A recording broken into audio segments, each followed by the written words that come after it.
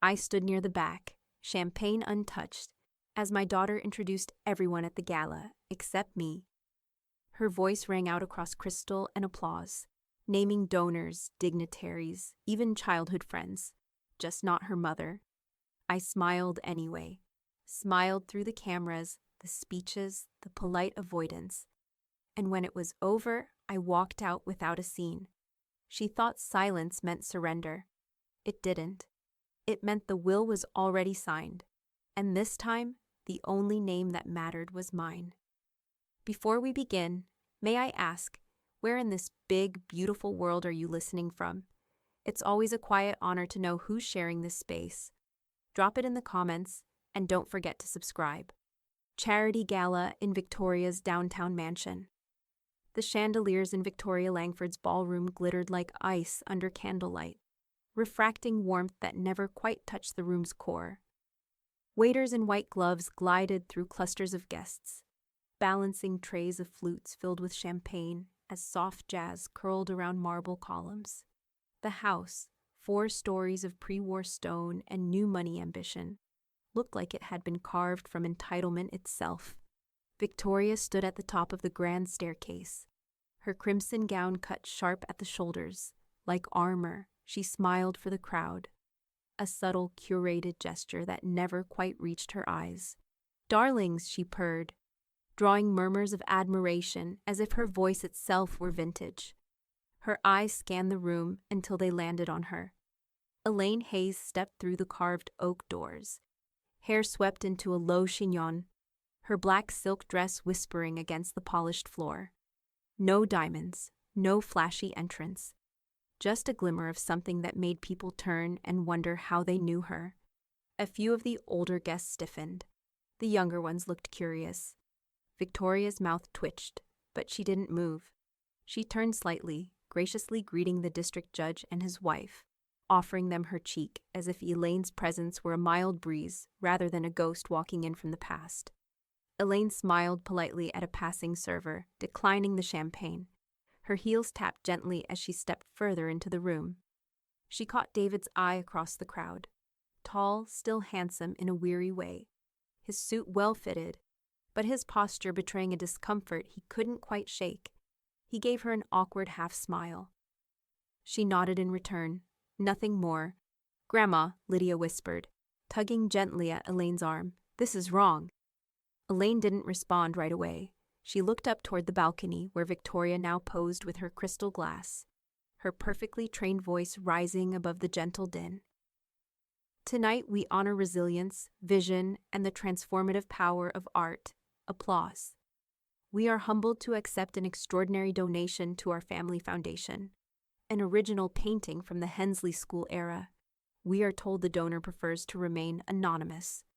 The spotlight shifted as a white sheet was pulled away from the frame, mounted near the gallery entrance. Guests gasped. Elaine's breath caught in her throat. She knew that piece, intimately. It had hung above her fireplace for nearly 30 years. Lydia's eyes flicked up to her. "Grandma." Elaine's lips parted slightly, but she didn't speak. Instead, she laid a hand gently on Lydia's shoulder and stepped back, her composure cooling like water over flame. A few guests looked between the painting and Elaine. Whispers started. Wasn't that hers? Hadn't she been collecting Hensley for decades? Victoria raised her glass in a mock toast to the room. Anonymous, but deeply appreciated. Elaine moved toward the side exit, brushing past a circle of socialites who parted awkwardly. Her voice, when she finally spoke to Lydia, was smooth and pleasant. "Would you like to get some air?" Lydia nodded, unsure of what she was supposed to feel. They passed David again. He started to say something, his lips parted, but Elaine's gaze held him in place. He said nothing. Out on the marble terrace, beneath the crisp October sky, Elaine exhaled slowly. The cold bit at her collarbone. She didn't shiver. Behind her, laughter burst from the ballroom like champagne pressure finally escaping the bottle.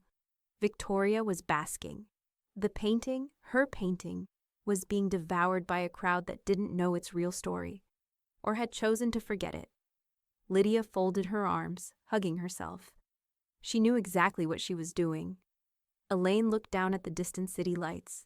Her voice came quieter this time, but harder. Yes, she always does. She turned then, not back toward the party, but toward the long gated driveway where her car waited. Come on, she said. We won't stay where we're not welcome. As the car pulled away, Victoria stood framed in the second-story window. She didn't wave. She didn't smile. She only watched, glass still in hand. As Elaine disappeared into the night, the car dropped her 2 blocks early, just past King Street. Elaine had asked the driver to let her out near the old church, claiming she wanted to stretch her legs. She didn't.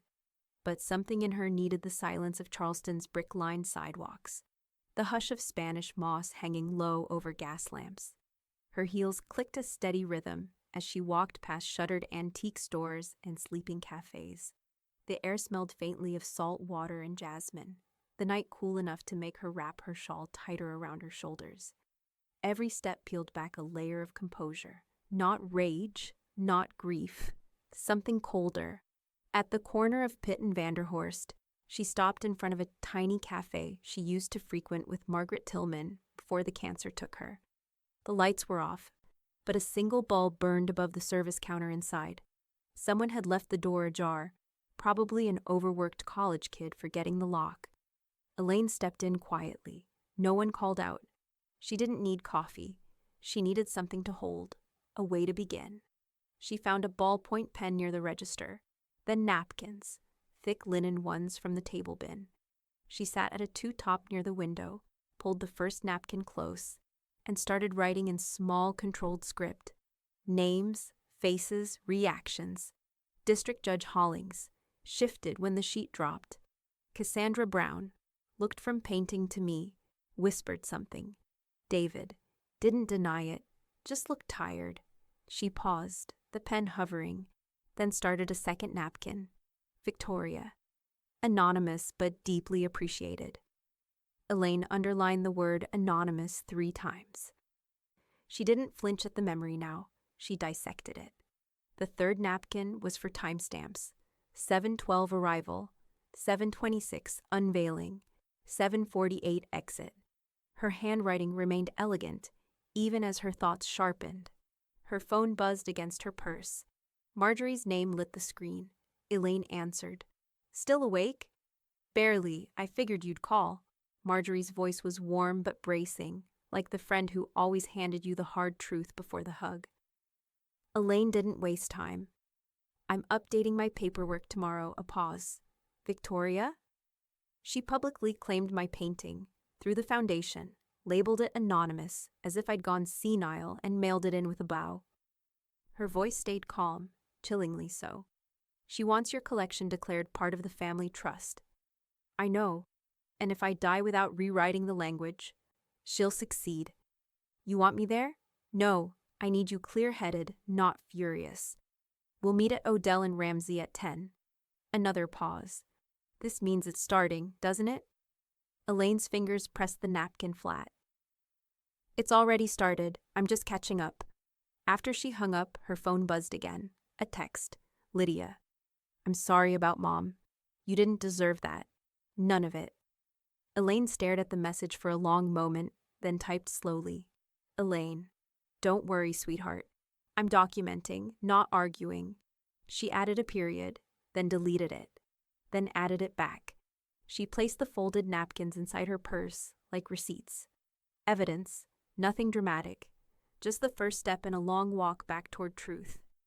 By the time she reached her townhouse, tucked into a quiet side street, 3 stories of historic brick and ivy, her shoulders no longer ached. Her mind felt clearer than it had in weeks.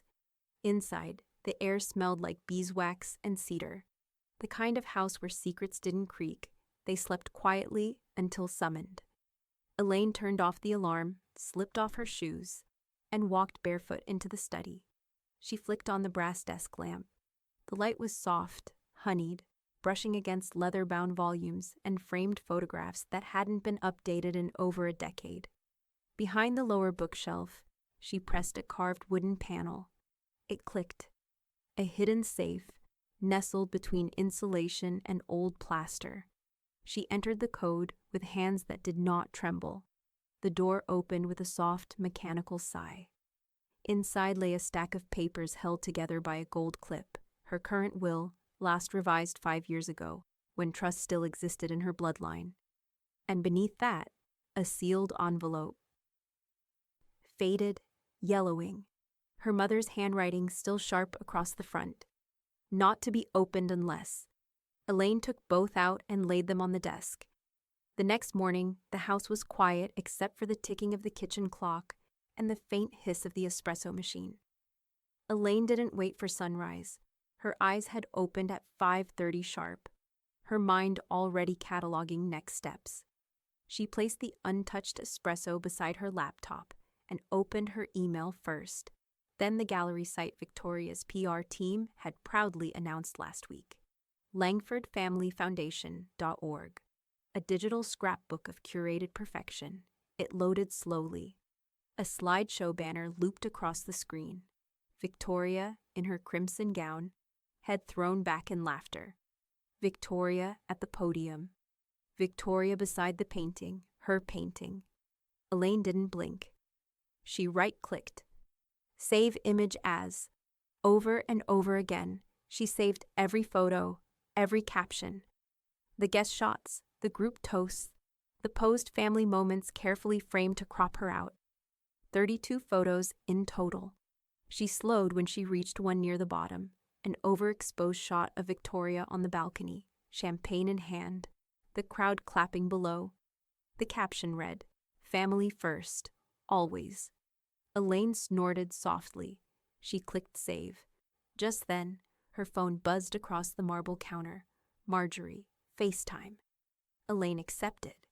Marjorie's face appeared, hair still wet, coffee in one hand. "Tell me you've seen the foundation site." "I'm downloading them now." Marjorie grinned darkly. "That family first photo? Perfect headline for your exhibit in hypocrisy." Elaine gave a small smile. "Oh, it's going in the binder." "The binder? I'm building a paper trail." "Not a tantrum." Marjorie tilted her head. "You're scaring me, but in a good way." Elaine held up the espresso. Fear sharpens focus. By 7:30, she had moved to the formal dining room. The laptop, now closed, sat beside 3 neat piles of paperwork. She'd opened the fireproof cabinet in the hallway, the one David had always pretended not to know existed, and retrieved everything that still bore her name alone. Property deeds, savings and retirement statements, the original trust agreements, untouched since before Victoria's second marriage. She thumbed through the pages, noting the clauses, the vesting schedules, the forgotten codicils. She moved with the precision of someone organizing an exhibit, not a memory. Every document went into its own binder, red for assets, blue for legal, green for revised directives. She didn't rush. The sound of paper sliding into sheet protectors was soothing, intentional. When she finally stood back and looked at the long table, her life reduced and sorted, she felt no sadness. Only clarity. A notification pinged on her screen. New message. Arthur Mills, Estate and Probate. Subject. Consultation confirmed. Thursday, 9 a.m. Elaine clicked it open, skimmed the brief note, then closed the laptop again. She stood still for a moment, her reflection faint in the glass of the china cabinet behind her. Her posture was regal, her expression unreadable. Then her phone buzzed again. Another text. Not from Marjorie, not from Lydia. Unknown number. "There's more to the painting than you realize. It wasn't just stolen, it was altered." Elaine's pulse stayed calm, but she read the message twice. Then a second one arrived. "Look closely at the signature. It doesn't say Hensley." She walked back to her study, heart steady but curiosity tightening around her like a drawstring. She opened the secure photo folder she'd created that morning, pulled up the high-res image of the painting, taken from the foundation site. She zoomed in, past the bottom frame, past the brushstroke where she knew Hensley's mark had once lived. It had been tampered with, overpainted. The initials weren't TH as they should have been. They were VL. Odell and Ramsey sat in a restored federal-style building near Charleston's historic courthouse. Columns out front, mahogany-paneled halls inside, and the kind of silence that smelled like old paper and polished ambition. Elaine arrived 5 minutes early, hair pinned neatly, her forest green coat buttoned to the throat. She wore no jewelry, just a single black leather folder tucked under her arm. Arthur Mills was waiting in Conference Room B, a paneled vault of a room with 2 high-backed chairs and a marble-topped credenza lined with water bottles and silver pens. "Elaine," he said, standing to greet her.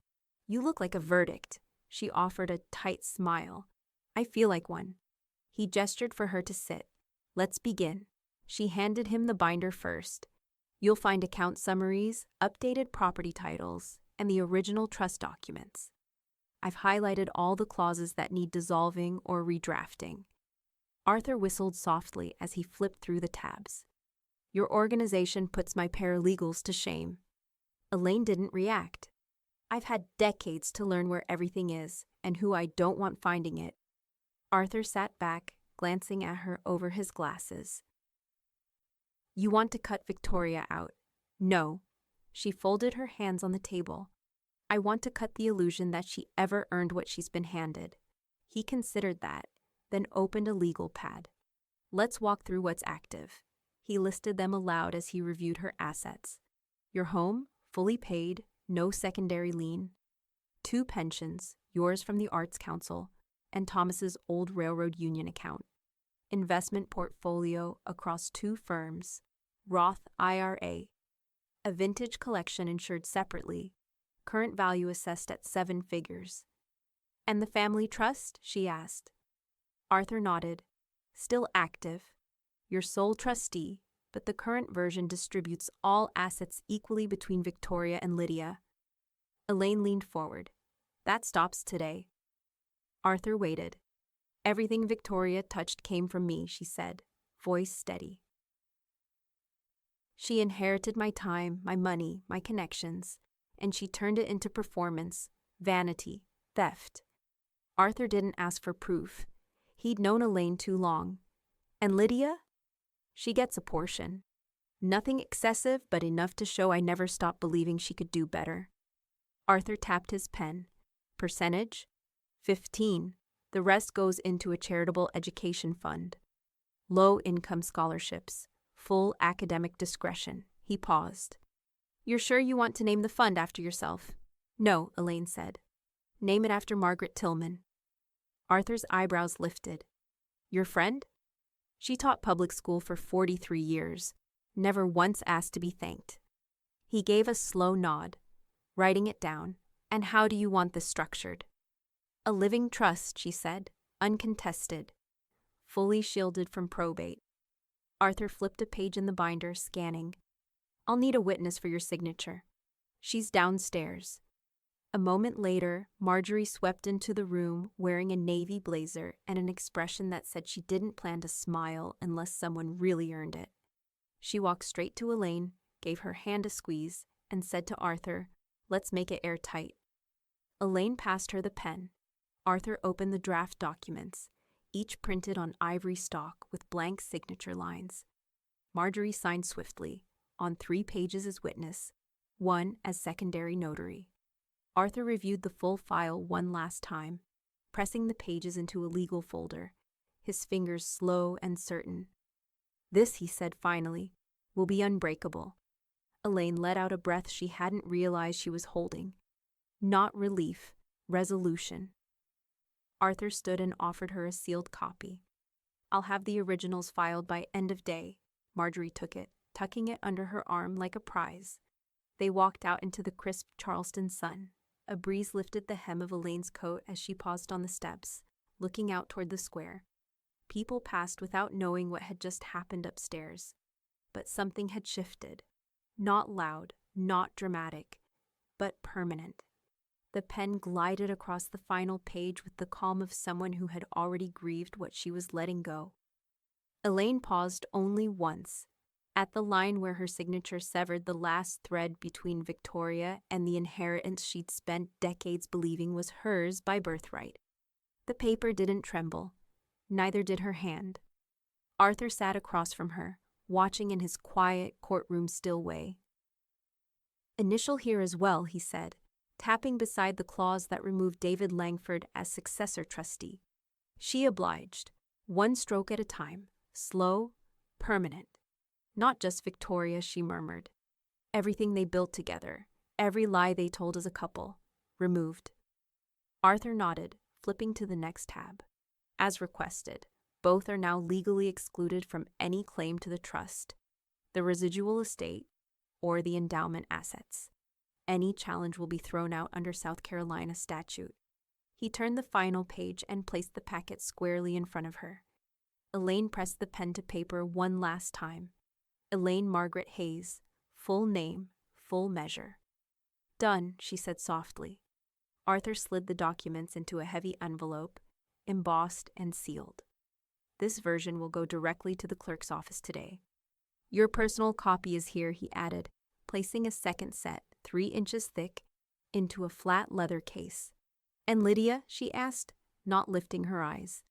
"Her portion secured, 15% untouched, no advance withdrawal, structured for full access at age 30, protected against creditors or guardians, her mother included." Elaine let out a quiet breath. "Good. The rest," Arthur continued, "is going to the Margaret Tillman Foundation for Arts Equity. The paperwork's filed, endowment structure already drafted. You'll chair the board by default, unless you nominate someone else." "I'll stay on until it's viable," she said. "Then I'll vanish." Arthur arched a brow. "You don't strike me as someone who vanishes." Elaine gave a small smile. "Only from those who stop looking," he leaned back. "You want the legal terminology?" "No. I want the truth of it." Arthur folded his hands. "This trust replaces the original estate plan, supersedes the family will, and can't be undone without your notarized approval. No one can touch it. Not your daughter, not your ex-son-in-law, not even Lydia until she's grown enough to earn it." She nodded. "I'll say it plainly then," he added. "This is ironclad, not cruel, just decisive." Elaine looked out the window. Light filtered through the high glass panes, reflecting off the polished wood. "This isn't revenge," she said, more to herself than anyone. "It's a revision." Arthur gave her a long, thoughtful look, and perfectly legal. She stood and reached for the leather case. "Thank you, Arthur." He rose with her. "You've done something most people never get to do." "What's that?" "Put the story back in your own hands." Elaine gave a small nod, then left without ceremony.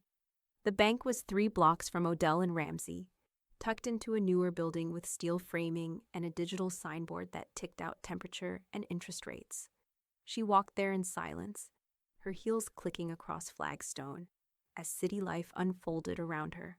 Dog walkers, traffic, wind pushing a napkin down the street. The manager recognized her immediately. "Mrs. Hayes, good morning.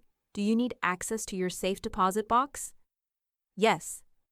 The vault had always reminded her of a mausoleum, cool, hushed, and impersonal. She didn't mind. It served its purpose. Inside the narrow booth, Elaine laid out the envelope, the flash drive copy, and a smaller folder labeled Final Directives. She arranged them with surgical care inside the box, beside her birth certificate and the deed to the house. Nothing sentimental, only what mattered. She closed the lid, turned the key, and for the first time in a long while, Elaine walked out of a room knowing no one could undo what she had just done. She didn't look back. The Langford Museum of Southern Arts was bathed in light that evening, every pane of glass glowing gold against the descending dusk. The fall fundraiser had drawn a full house, trustees, donors, artists, socialites. And Elaine walked in without an escort, her gray wool coat draped neatly over one arm like a folded verdict.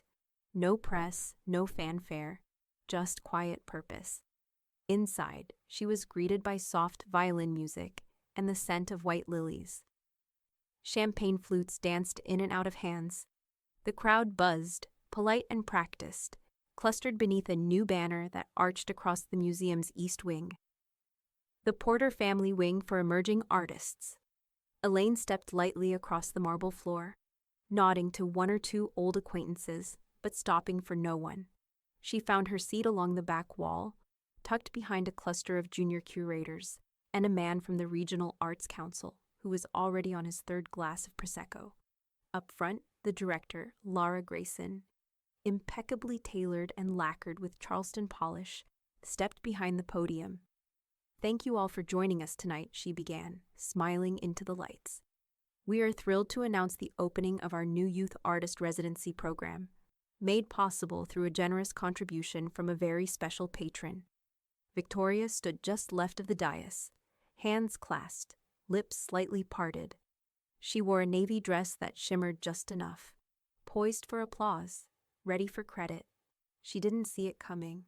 Laura turned to gesture toward the east wall, where a satin cover was drawn back by two staff members with synchronized grace. Behind the fabric, a donor plaque gleamed.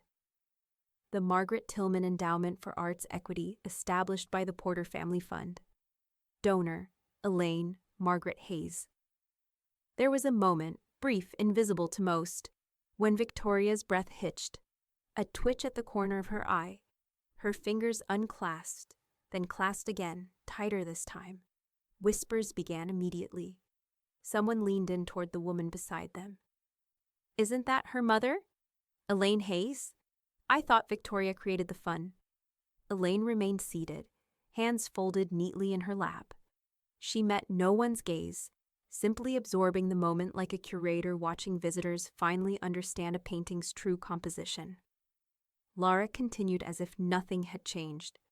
Elaine Hayes's vision for equitable access to the arts has redefined what community patronage can look like. We are honored to carry that legacy forward under the Porter Family Fund. Her maternal lineage. Victoria's expression held, then hardened. But she said nothing. She couldn't.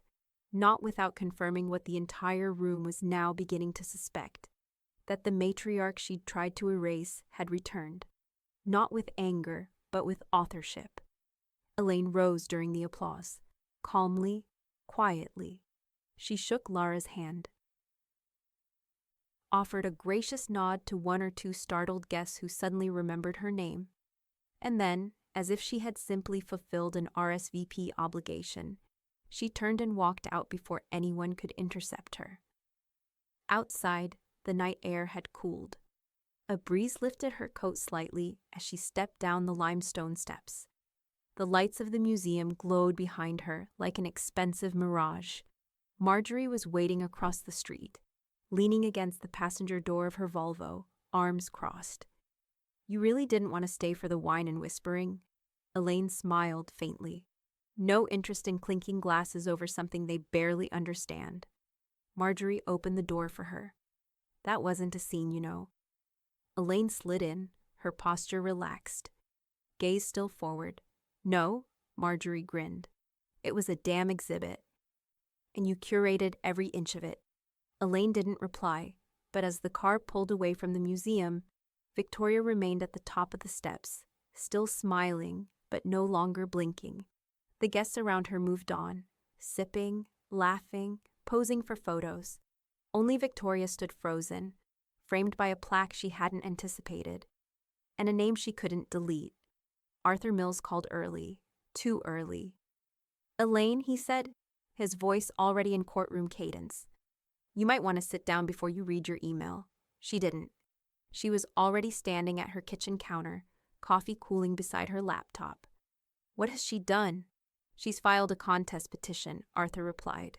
"Claims she was misled, emotionally manipulated into relinquishing assets that were, quote, spiritually and financially co-owned." Elaine almost smiled. "Spiritually," Arthur sighed. "That word's doing a lot of heavy lifting." She opened her inbox. The petition was there, PDF attached. Langford vs. Has, preliminary claim of undue influence and emotional coercion. Her name in the title, like a headline she hadn't agreed to write. Elaine read in silence, scanning each paragraph with the same focus she used when appraising paintings for forgery. Victoria's tone bled through every line, flowery, self-exonerating, desperate to sound wronged without appearing weak. When she reached the section marked Narrative of Emotional Harm, Elaine stopped at the phrase, "My mother's manipulative withdrawal of affection caused material duress." Her mouth twitched once, then stillness again. "I'll prepare the response," she said. Arthur's tone softened. "Elaine, this won't go far. It's theater. Then we'll answer in kind, on paper with proof." By afternoon, the dining room table was once again a battlefield of quiet order. Stacks of documents, receipts, notarized statements, and a single yellow legal pad labeled Timeline. Elaine wrote each event in her tidy script. October 6th, Charity Gala. October 7th, walked home. First notes written. October 8th, trust executed. October 10th, filed and sealed. Next, the bank slips, wire transfer confirmations, donation receipts to the Margaret Tillman Endowment, and email timestamps proving every decision had been executed without outside influence. She arranged them in chronological layers, each one its own rebuttal before the accusation even landed. Marjorie came over at dusk, sleeves rolled to the elbows like a woman ready to box. She leaned over the table and whistled. "You could defend yourself without saying a word." Elaine tapped the corner of a notarized document. "Words are fragile, ink is not." Marjorie scanned the petition, scoffing. "Emotional manipulation? After she humiliated you in front of half of Charleston, she can't unsay what the room heard." "Exactly why I won't dignify it with outrage," Elaine replied. "She chose a stage, not a courtroom." Marjorie smirked. "Then she'll lose both." Elaine's phone buzzed. A text from Lydia. "Mom's upset. I didn't know she was filing anything.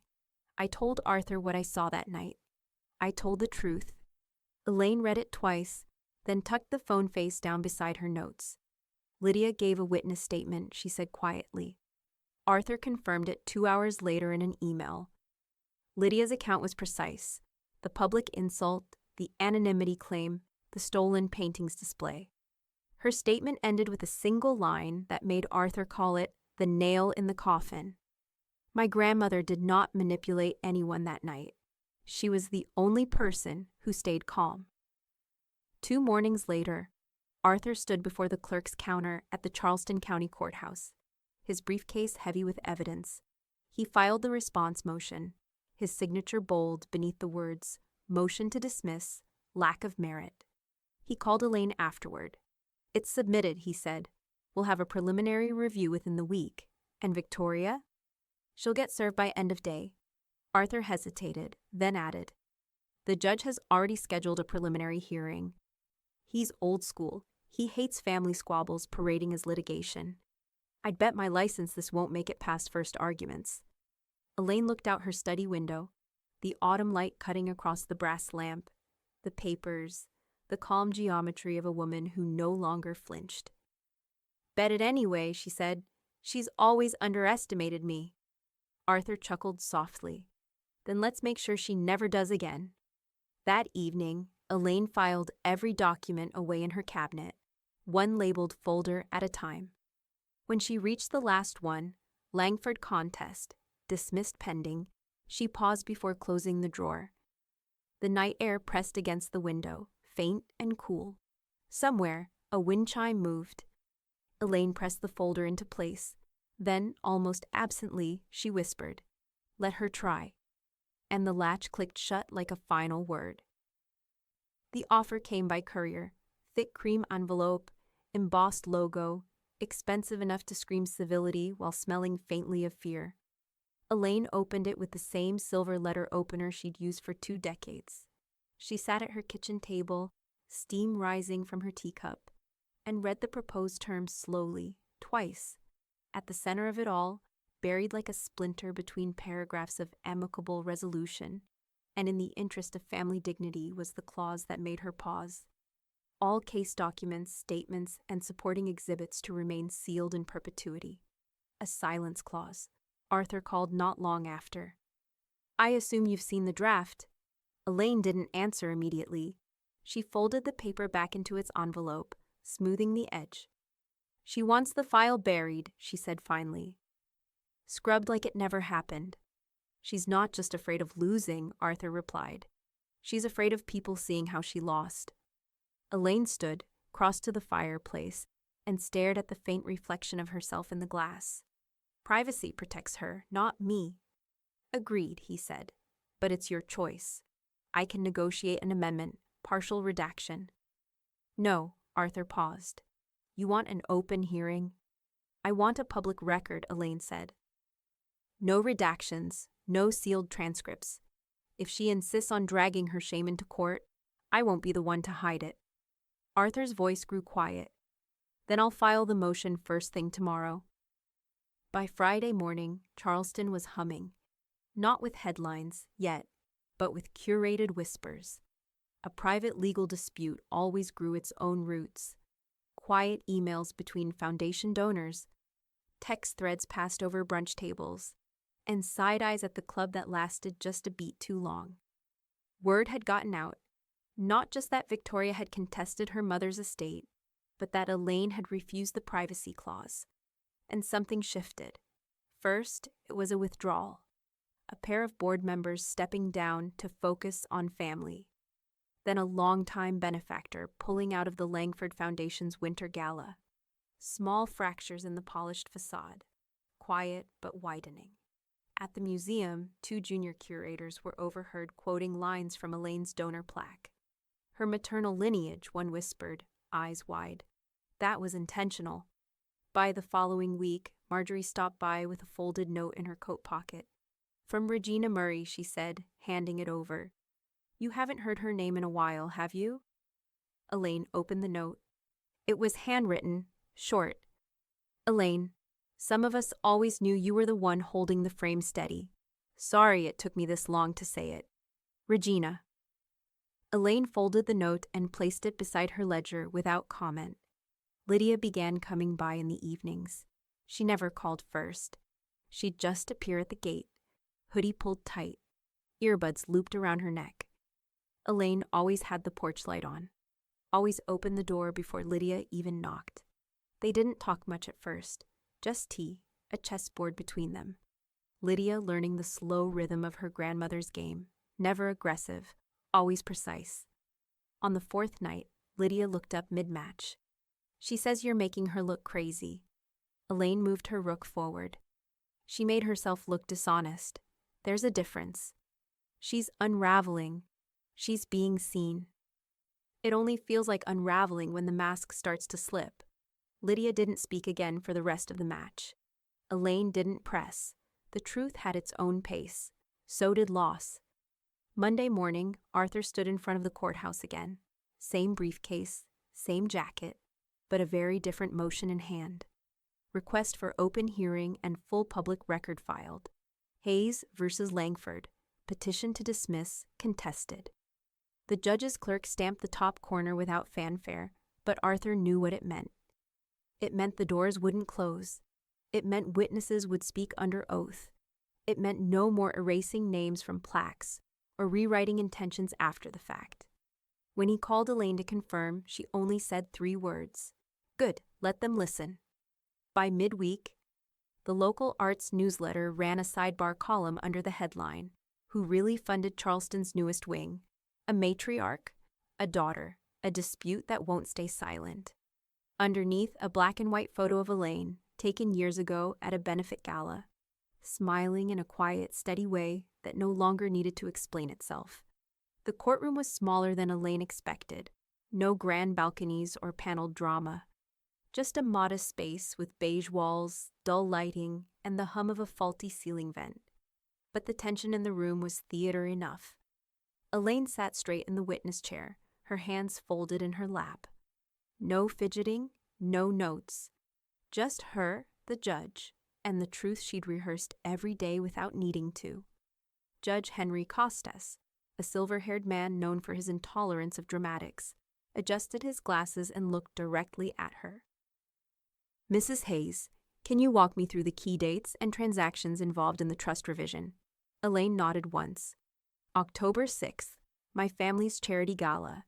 That night, I was publicly disrespected, and my private property, the painting, was falsely presented as an anonymous donation. A pause, not bitter, just factual. October 7th, I began documenting. October 8th, I executed my new living trust in the presence of my attorney and a notary public. October 10th, it was filed, sealed, and copied to my secure archive. The judge flipped through his packet, frowning slightly. "And you acted independently?" "Yes, sir. No outside pressure, no impairment, no emotional instability, only clarity." Arthur stood and approached the bench with a leather binder in hand. "Your Honor, I'd like to submit the full documentation packet, color-coded, signed, and certified. We've labeled it Porter versus Porter Lane for internal tracking." "Admitted," the judge said, accepting it without flourish. Elaine met Victoria's eyes briefly across the courtroom. Her daughter looked composed on the surface, but her fingers twisted the edge of her designer blouse with each turn of the page. Her lips had lost their gloss. Her hair had gone just slightly too flat, like even her styling team had started pulling away. When it was Victoria's turn to speak, she stood slowly, her voice softer than expected. "My mother has always had strong opinions," she began, "and over the last year, our relationship has grown, strained." Arthur didn't flinch. Victoria tried again. "I believed I was still an heir, as she never communicated otherwise. When the documents were filed, I was shocked. I acted out of emotion." She turned toward the bench. "It was never about money."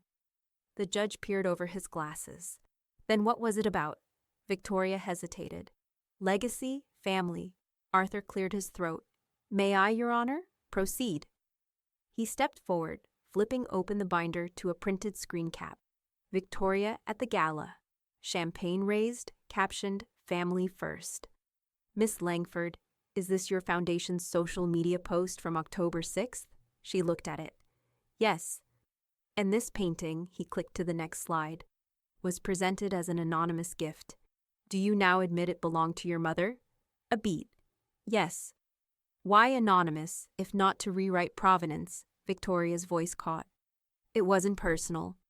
Arthur smiled tightly. "Your Honor, the petitioner admits to presenting stolen property under false attribution, and now seeks claim to the estate it was taken from. I move for dismissal." Judge Costas leaned back in his chair. "Claim is emotionally driven. No evidence of coercion. Clear documentation, clean filing, notarized witness, and now, public contradiction under oath." He lifted his gavel. Petition dismissed, with prejudice. Victoria gasped. Elaine did not move. Outside, the courthouse steps were dappled in morning light. A small crowd had gathered. No cameras, just colleagues, museum patrons, old family friends who'd chosen silence until now. As Elaine stepped down, a few began to clap. Not loud, not performative. Just quiet affirmation. A nod to someone who had outlasted the spin. Marjorie was waiting at the bottom step, arms crossed, a rare smile on her lips. "Told you she'd buckle." Elaine paused beside her, eyes scanning the crowd. "She's not done buckling." They walked down the steps together, measured and slow.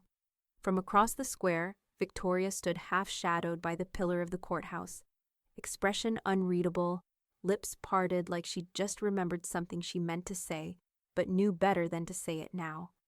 The statement went out at 9:02 a.m. sharp, scheduled for midweek release, timed just before the museum board's quarterly meeting. It wasn't loud, just deliberate, typed in clean serif font on the foundation's official letterhead, signed in full. Elaine Margaret Porter Hayes. It read, "In partnership with the Margaret Tillman Endowment and the Porter Family Fund, I'm proud to announce the launch of the Elaine Porter Endowment for Young Artists, a scholarship trust to provide financial support and mentorship for emerging creatives across the Southeast. This trust is not about correcting the past. It's about ensuring the future has a fighting chance." By 9:17, the press release had been picked up by the regional arts newsletter. By 10:03, it was trending locally. By lunch, the accompanying photo began to circulate online. A brushed bronze plaque mounted beside the East Gallery's arched entrance, newly unveiled. Centered in clean block letters, the Elaine Porter Endowment for Young Artists, established in honor of a life spent championing art without ego. Below it, a smaller inscription etched discreetly, "Legacy doesn't ask for permission." Victoria read the statement from her breakfast nook, untouched cappuccino growing cold.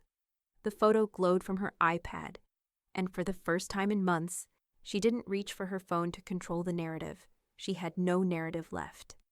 The group chat she once anchored, Ladies Who Give, had gone silent. Not a single RSVP for her spring luncheon had come in. The caterer's deposit bounced back with a polite note about reputation alignment. By afternoon, the florist ghosted her too. At Elaine's house, the kitchen smelled faintly of bergamot and printer ink. Marjorie leaned against the counter, tapping her nail against her teacup. I'm not saying I enjoy watching her drown, but I do admire the choreography. Elaine sipped her tea without lifting her eyes. This was never about drowning her. It was about lifting the truth high enough that it couldn't be stepped over again. Marjorie smiled. Still, no one forgets the name on the wall. Elaine didn't reply, but her silence had always said more than Victoria's entire social resume. That evening, Lydia arrived unannounced as usual, hair still damp from rehearsal, backpack slung over one shoulder. She found her grandmother in the study, reshelving books in a way that was more ritual than necessity. Is it true? Lydia asked softly, holding up her phone. The photo of the plaque still glowed on the screen. Elaine turned, glasses perched low on her nose. It is, Lydia beamed. Why Porter? She asked after a beat. Elaine closed the book in her hand. Because it was my name before I gave anything away. Lydia crossed the room and wrapped her arms around her grandmother's shoulders. Not tightly, not urgently. Just long enough for Elaine to feel the shift. The generational thread, pulling tighter. They stood like that for a moment. Two women in different stages of becoming, bound by something Victoria had never understood. Earned presence. Later, after Lydia had gone to bed in the guest room, tea on the nightstand, porch light on, safe, Elaine returned to her desk and opened her journal. She didn't write much, just one sentence. They didn't forget my name. They just pretended it didn't matter. She closed the book. Outside, a soft rain began to fall, cleansing, quiet, decisive. Inside, Elaine's house remained warm, ordered, lived in, ready. She reached for the file marked Foundation Transition Plan, then paused, her hand hovering, fingers grazing the edge. Not to open it, just to feel the weight of what she'd built. The moving truck arrived just after sunrise, its engine rumbling softly outside the Langford estate, like it was embarrassed to be seen. David didn't pack much. A few suits, framed degrees, his grandfather's watch. He left behind the monogrammed towels and the curated crystals set from the registry they never used. Even the dog had started following Victoria from room to room, anxious and silent, as if it too had sensed the frost had finally stopped pretending to be decor. He didn't say goodbye, just nodded once to the housekeeper and drove off without music. 2 days later, the gallery partnership he co-founded issued a bland press release. Effective immediately, David Langford will be stepping away from all leadership responsibilities to pursue personal matters. No mention of Victoria, no mention of anything at all. The dominoes fell faster after that. Their wine club paused for restructuring. A planned couple's vacation to Nantucket quietly vanished from the calendar. Then came the housekeeper's resignation, followed by the landscaper's. Credit cards flagged, not declined, but close enough to sting. Victoria stood in the entryway one evening, wrapped in a robe that had once meant leisure, now reeking of retreat. Her phone buzzed once, then went silent. No new messages, no notifications. Just a blank screen reflecting a woman no one had time for anymore. Across town, in a converted brick storefront off Cannon Street, Elaine set down a tray of espresso cups and unlocked the back gallery door. The space smelled faintly of plaster dust and rosemary from the candle Marjorie had insisted they light every morning. A relic from her Brooklyn days, she said. Cleans the air, clears the energy. Elaine didn't argue. The gallery was small, intimate by design. Exposed beams, cream walls, lighting that invited rather than interrogated. She'd purchased it quietly, using dividends from the Porter Fund. No press release, no donor list. Just a hand-painted sign above the door, Porter. Nothing else, no tagline, no legacy claims. Just the name, steady and centered. Inside, she was hanging her own work, small pieces, acrylic on canvas, abstracts mostly. Emotional studies that had sat in drawers for years. This wasn't about sales. It was about space. Lydia arrived just before 11. Cheeks flushed from the walk, scarf still looped around her neck. She wore gloves with paint under the nails and a notebook peeking out of her tote. Didn't know which install hooks you liked, she said, holding up a paper bag from the hardware store. Elaine nodded. We'll try both. They moved through the gallery in quiet synchronicity, adjusting frames, straightening labels, stepping back to see the whole before refining the parts. Lydia's eye was sharp, less trained, more intuitive. She caught the tilt on the third piece without being asked. By noon, the room was transformed. Not polished. Lived in. True. Marjorie dropped by around 2, holding a container of lentil soup and a bag of cloth napkins she claimed were for ambiance. She stopped in the doorway, looking around. You turned their insult into your brand. Elaine smiled faintly. It wasn't an insult if it taught me where I stood. Marjorie walked to the far wall, where the newest piece hung alone. Larger, moodier, darker brushwork over a warm amber base. The label read, Inheritance, acrylic on canvas, E.M. Porter. She tapped her nail against the label. This one bites a little. Elaine nodded. So did the lesson. Marjorie grinned.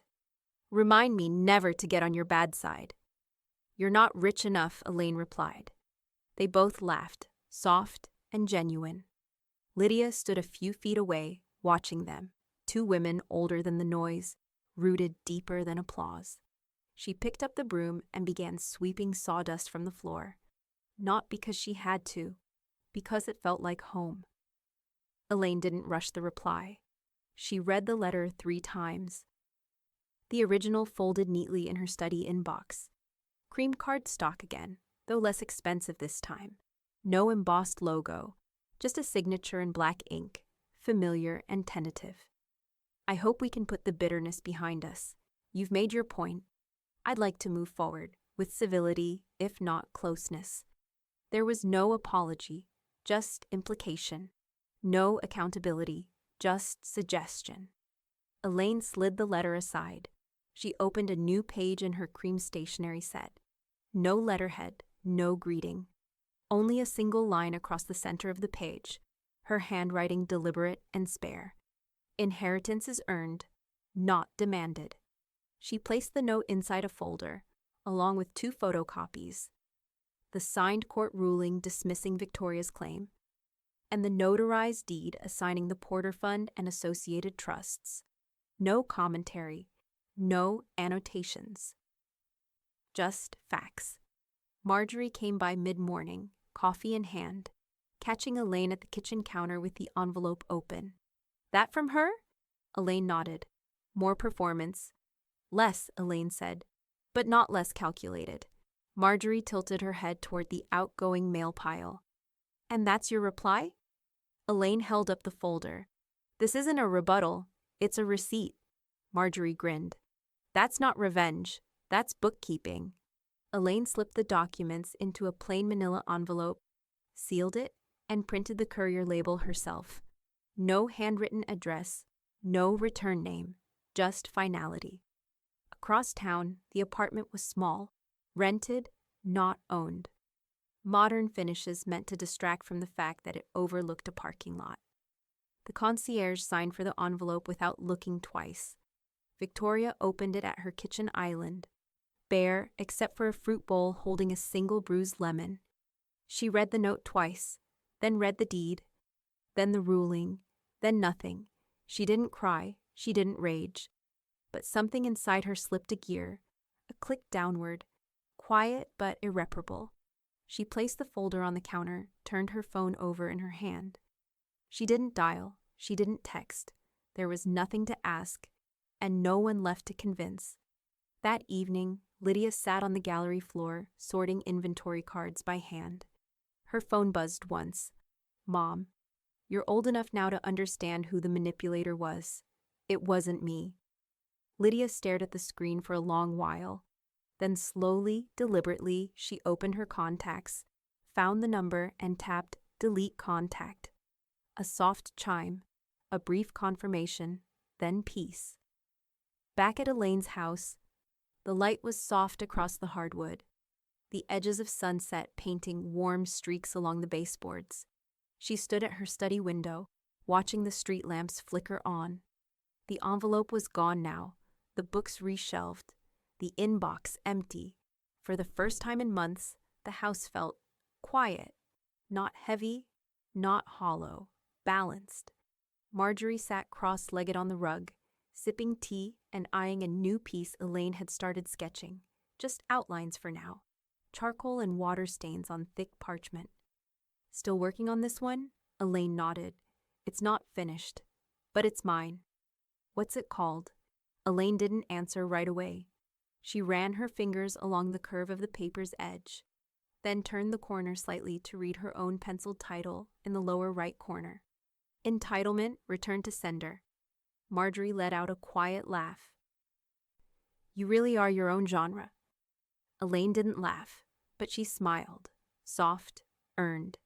The chandeliers hadn't changed. Neither had the marble floors, the gilded sconces, or the way sound rose like perfume beneath the vaulted ceiling of the Langford Hall ballroom. But something in the air was different now, less ornamental, more watchful, as if the room itself remembered what it had witnessed once, and had come tonight to reconcile it. Elaine stood near the front, quiet amid the hum of tuxedos and silk. Her black dress was simple, elegant but unassuming. A strand of pearls, her mother's, rested at her collarbone like punctuation. Above the stage, a banner stretched across the velvet curtain in clean block letters. The Elaine Porter Philanthropy Award, presented by the Southeastern Arts Trust, the same room, the same spotlight. But this time, she had not walked in alone. Lydia stood behind her, one hand lightly resting on her shoulder. Marjorie flanked her other side, wearing her best linen suit, the lapel pinned with a bronze brooch in the shape of a paintbrush. The audience quieted as the program director stepped to the podium. When we think of legacy, she began, we often picture buildings, foundations, institutions, but sometimes legacy is a person who simply refuses to be erased. Applause rose, real, warm. And tonight, we recognize a woman who built without noise, who gave without asking, and who taught us that generosity is not submission. It's strategy. Another round of applause, louder now. Elaine took the stage slowly, her heels measured on the same floor where she had once walked out in silence, after being stripped of credit, name, and belonging. She stood behind the podium, fingers lightly touching the wooden edge. The room hushed. Her voice was steady, clear. Kindness, she began, doesn't require an audience. She paused, letting the words land. But it does deserve records. A few soft gasps rippled through the crowd, those who remembered, those who had once pretended not to. Elaine continued, Art is not a performance of virtue, it's a commitment to truth. And the same should be said of philanthropy. Thank you for not just honoring the work, but for finally labeling it correctly. She smiled then, not triumphantly, but gently, as if forgiving the room even as she marked it. I accept this not just for what was done, but for what will be done after me. She stepped back from the podium to a standing ovation. In the very back row, beneath a shadowed balcony arch, Victoria sat stiff in a silver dress 2 seasons too late. uninvited, unacknowledged. Her posture perfect, but her hands tight in her lap. No one approached her, no one greeted her, not even her daughter, who had watched the entire speech with quiet reverence and now clapped until her palms stung. Elaine didn't look for Victoria. She didn't have to. Later, as guests mingled beneath soft lighting and passed around flutes of elderflower spritzers, Marjorie found Elaine near the framed timeline of her work. "Well?" she asked, eyebrow raised. "Did that feel good?" Elaine sipped her drink. "It felt archived." Marjorie grinned. "Scene, complete." "Not quite," Elaine replied, glancing toward the exit where Lydia was now chatting with a young artist from the scholarship program. Marjorie followed her gaze. "She's starting to find it, you know. The voice." "She'll write her own ending," Elaine said. "I'm just clearing the noise." They stood for a moment, watching the crowd shift and glitter, watching the ripple of truth through people who'd once played blind. Outside, the air was crisp, October again, bookending the season with quiet fire. Elaine stepped out onto the same steps she had once descended in silence, the street lamps casting gold across the sidewalk. She reached into her clutch and unfolded the program. On the last page, in modest serif type, the words read, "This award is given annually to one who restores integrity where it has been ignored. Established by anonymous endowment. Named for the person who made it impossible to stay silent." She folded the program slowly, slipping it back into her bag. A breeze picked up, somewhere behind her. The doors opened and guests spilled out, laughing, toasting, moving on. But Elaine didn't. Not yet. She stood still under the street lamp, letting the wind carry away the last pieces of what had once been owed to her, now finally returned. The envelope arrived with no return address, no postage stamp. Hand-delivered, dropped through the brass slot in the front door sometime between dawn and late morning. Elaine found it just after her second cup of coffee. The handwriting was unmistakable. Neat, sharp, controlled. Inside, 2 pages. The first was written in long, looping script. The second, shorter, was folded behind it like an afterthought. Elaine sat down at her desk in the study, lit only by the soft, natural spill of late October light through linen curtains. She read every word once, then once again. The tone shifted line by line. Contrition curled into criticism, nostalgia sharpened into blame. Regret flickered, but only briefly, before giving way to a familiar, brittle resentment. "I see now what you needed to prove. I just wish you hadn't needed to do it publicly. You always valued your principles more than your people. I hope you're proud of what you've built, now that there's no one left to question it."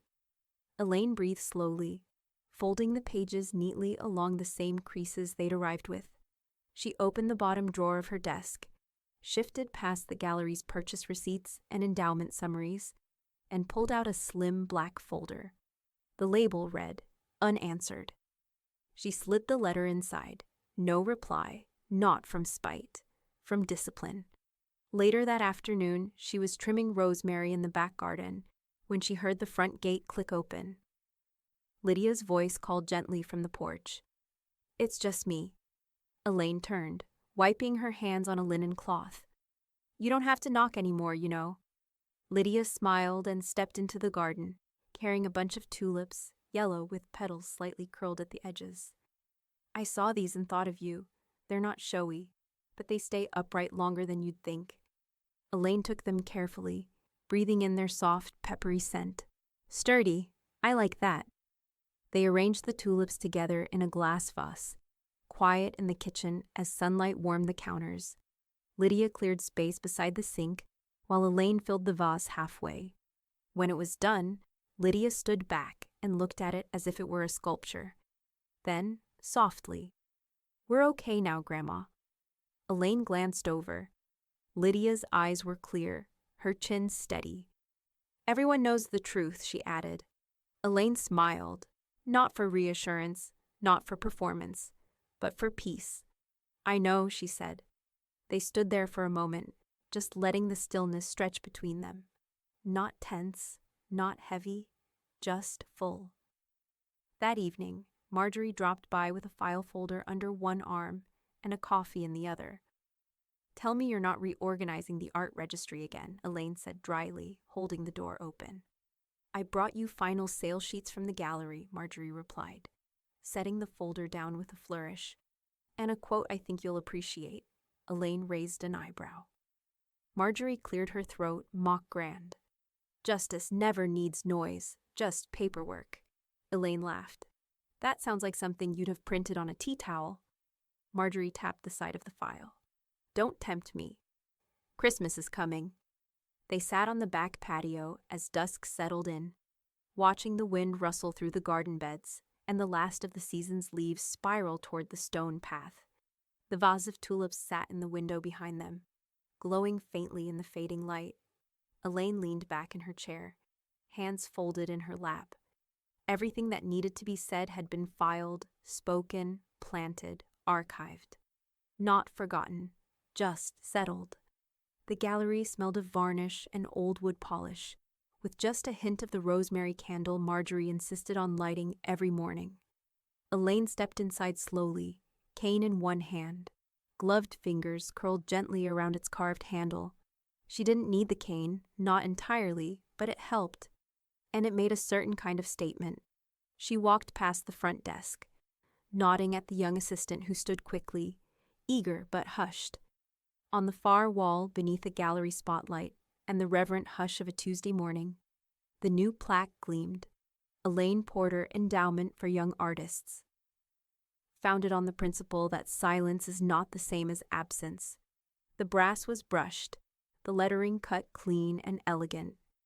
Beneath it, a modest exhibit spanned the back corridor, a timeline of Elaine's life, her personal sketches, and a handful of anonymous donations now publicly attributed to her name. In the center stood a placard that read, "The Quiet Scene," curated by Lydia Hayes. Elaine stood still, letting her eyes wander. The first piece in the exhibit was small, just 12 by 12. A watercolor, cool tones, layered over faint pencil sketches. Her early hand. The caption read, "Untitled, Charleston Window Light, 1983, Collection of the Artist." Reporters stood at a polite distance, murmuring to one another, lenses half lowered, as if waiting for a moment to ask for a quote. They didn't interrupt. She didn't offer one. She turned toward the last piece, a charcoal sketch from the year after her husband passed. Deep shadows, faint outlines of hands releasing a folded letter. It wasn't loud. It was the last thing you'd notice on the wall, but it stayed with you. As Elaine studied it, the flash of a camera went off. Then another. She turned slightly, unfazed. The arts page ran the photo online by mid-afternoon. The headline read, "Legacy with no apologies, the name Charleston forgot to remember." Marjorie arrived just after lunch, windblown and smug, holding a coffee and a copy of the morning paper folded under her arm. "I knew they'd run the piece," she said, handing Elaine the cup. "Did you see what they called you?" Elaine nodded once. "Not inaccurate," Marjorie grinned. "You're the story she tried to erase." Elaine took a slow sip. "And she taught me one thing." Marjorie tilted her head. "Oh?" "That silence is power," Elaine said, setting the coffee down. "When you write it down." They stood in front of the central sketch, Inheritance, the piece Victoria had once claimed without credit, now surrounded by truth, framed with intention. Guests moved quietly behind them, reading labels, tilting their heads, pointing softly. Lydia appeared from the side hallway, her gallery ID clipped to a gray linen blouse, a clipboard tucked beneath her arm. Her hair was tied back. Her steps were confident now, not practiced, not theatrical, just steady. "We're almost at capacity," she said, gesturing to the sign-in sheet at the front. "That's for a Tuesday." Elaine smiled. "They always come late to the good exhibits." Marjorie gave Lydia a gentle nudge. "Your grandmother's been holding the door open. You're the one filling the room." Lydia flushed slightly, then turned to Elaine. "Do you want to see the upstairs space? The one we're building out for permanent rotation?" Elaine glanced at her cane, then nodded. Lead the way. They walked slowly together, Lydia one step ahead, Elaine tapping her way forward, the sound of her cane soft and certain against the marble floor. At the top of the landing, a glass panel offered a view back down into the atrium. Elaine paused there, letting the full room come into frame. The name on the plaque glinted from below. Her name, not borrowed, not appended, not revised. Porter. She looked over at Lydia. There's a lot left to do, Elaine said softly. I know, Lydia replied. But we have time. Elaine smiled then, small, sure, her eyes scanning the room below one final time, not as a visitor, but as its architect.